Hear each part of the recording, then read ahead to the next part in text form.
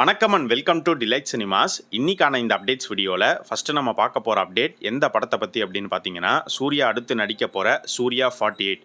So Surya மின்னல் வேகத்தில் போயிட்டுருக்காரு அப்படின்னு தான் சொல்லணும். வருஷத்துக்கு 2 படம் கொடுத்தே ஆகணும் அப்படிங்கிற அந்த டார்கெட்டில் ரொம்பவே கிளியராக இருக்கார். ஸோ சூர்யா 48 பற்றி ஏற்கனவே நம்ம சொல்லியாச்சு. ஜெய்பீம் காம்பினேஷன் தான் திரும்ப ஒன்று சேர்றாங்க. டிஜே ஞானவேல் தான் சூர்யா வச்சு இயக்க போகிறாரு. இதுவும் ஒரு பயோபிக்காக தான் அவர் கிரியேட் பண்ணிட்டு இருக்காரு. ஸோ 5 ரூபா டாக்டர்னு சொல்லப்படுற டாக்டர் திருவேங்கடம் அவருடைய பயோபிக் தான் சூர்யா 48 அப்படிங்கிற டீட்டெயில்ஸ் எல்லாம் நம்ம ஏற்கனவே சொல்லியாச்சு. ஸோ அந்த ப்ராஜெக்ட் தான் இன்னைக்கு அஃபிஷியலாக கன்ஃபார்ம் பண்ணியிருக்காங்க. பட் அதில் நடந்திருக்கிற ஒரு ட்விஸ்ட் என்ன அப்படின்னு பார்த்தீங்கன்னா, சூர்யா 48 சூர்யா தான் தயாரிக்கிற மாதிரி இருந்தது. ரகரம் தான் தயாரிக்கிற மாதிரி சொல்லப்பட்டுச்சு. பட் இப்போ எப்படி இது ஹொம்பாலே கிட்ட போச்சு அப்படிங்கிறது கிளியராக தெரியல. ஆக்சுவலாக நம்ம ஒரு நியூஸ் சொல்லியிருந்தோம். இந்த மாதிரி இந்த படத்தோடைய பட்ஜெட் கொஞ்சம் பெருசாக இருக்குது அப்படிங்கிறதுனால ரகரம் மட்டும் இல்லாமல் இன்னொரு ப்ரொடக்ஷன் கம்பெனி 2 பேர் சேர்ந்து ப்ரொடியூஸ் பண்ணுற மாதிரி இருக்காங்க அப்படின்னு ஒரு நியூஸ் சொல்லியிருந்தோம். அதுக்கப்புறமா இன்னொரு நியூஸ்மே சொல்லியிருந்தோம்.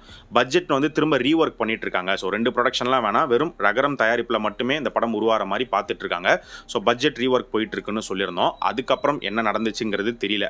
ஒருவேளை இல்லை பட்ஜெட்டில் எந்த காம்ப்ரமைஸும் பண்ணிக்க வேண்டாம் அப்படிங்கிற ஒரு முடிவு எடுத்து கூட மொத்தமாக வெளி ப்ரொடக்ஷனுக்கே கொடுத்துடலாம் அப்படின்னு கூட இப்போ ஹொம்பாலே ஃபிலிம்ஸ்க்கு இந்த படம் சேர்ந்துருக்கலாம். இன்னொரு பக்கம் பார்க்க போனால் இப்போ சூர்யா அவரே தயாரித்து நடிக்கிறாரு அப்படிங்கிறத விட சூர்யா இந்த ப்ரொடக்ஷன் பேனரில் இந்த இயக்குனருடைய டைரக்ஷனில் ஒரு படம் நடிக்கிறாரு அப்படின்னு ஒரு காம்பினேஷன் செட் பண்ணும்போது அது கொஞ்சம் இன்ட்ரெஸ்டிங்காகவும் இருக்கும், ஒரு ஹைப்பையும் கிரியேட் பண்ணும்.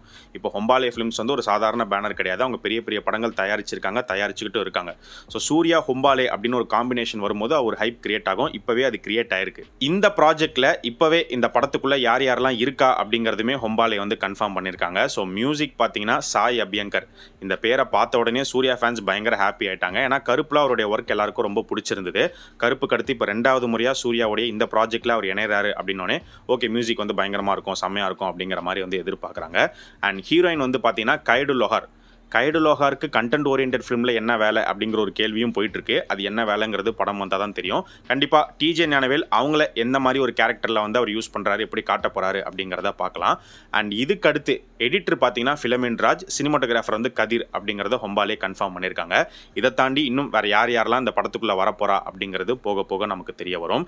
சரி, இன்னைக்கு இந்த ப்ராஜெக்டை அனௌன்ஸ் பண்ணதுக்கான ரீசன் என்ன, திடீர்னு எதுக்கு அனௌன்ஸ் பண்ணாங்க அப்படின்னு கேட்டிங்கன்னா, ஆக்சுவலாக இன்னைக்கு இந்த படத்துக்கான பூஜை அப்படிங்கிறது நடந்து முடிஞ்சிருக்கு. ஹயாட் ஹோட்டலில் தான் நடந்திருக்கு. ஸோ அதனால தான் இன்றைக்கே இந்த ப்ராஜெக்டை அஃபிஷியலாகவும் லான்ச் பண்ணிட்டாங்க. ஸோ இப்போ நான் இந்த வீடியோ பேசிகிட்டு இருக்க வரைக்கும் பூஜை ஸ்டில்ஸ் எதுவும் வெளியில் வரல. மேபி வீடியோ போடுறதுக்குள்ளே வந்தாலும் வரலாம், சொல்ல முடியாது.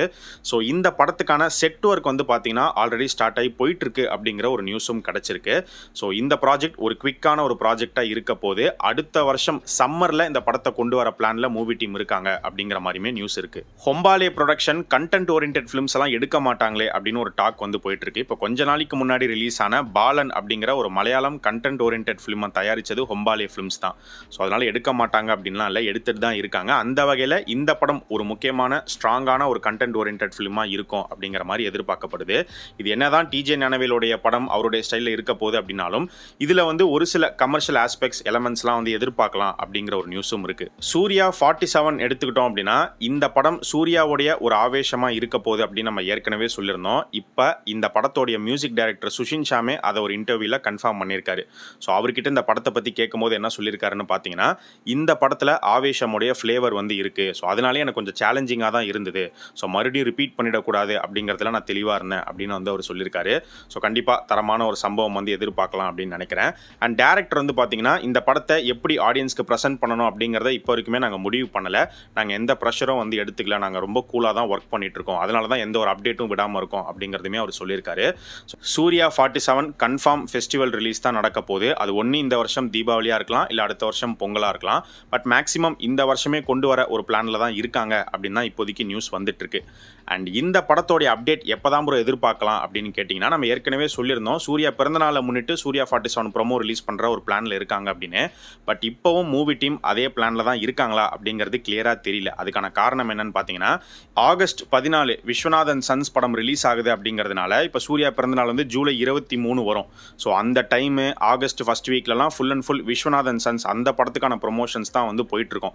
கரெக்டாக அந்த நேரத்தில் வந்து சூர்யா 47 ப்ரொமோ விட்டாங்கன்னா கண்டிப்பாக டிஸ்ட்ராக்ட் ஆகும். ஏன்னா விஸ்வநாதன் சன்ஸை விட சூர்யா 47க்கு தான் ஹைப் ஜாஸ்தி. ஸோ அதனால இப்போ விடுவாங்களா அப்படிங்கிற ஒரு டவுட் ஒன்று கிரியேட் ஆயிருக்கு. 50-50 தான் சான்ஸ் இருக்குது அப்படின்னு சொல்லப்படுது. அது ஜூலை மாதம் அவருடைய பர்த்டே நெருங்கும் போது தான் நமக்கு தெரிய வரும். விஸ்வநாதன் சன்ஸ் இந்த படத்தோடைய செகண்ட் சிங்கிளை சீக்கிரம் இறக்க போகிறாங்க அப்படின்னு நினைக்கிறேன். ஏன்னா அதுக்கான ஒரு அப்டேட்டை இப்போ ஜிவி பிரகாஷே கொடுத்துருக்காரு. ஸோ இந்த படத்தில் வர ஒரு டான்ஸ் நம்பருக்கு வந்து பார்த்தீங்கன்னா சூர்யா அவர் தான் வந்து பாட்டு பாடி கொடுத்துருக்காரு.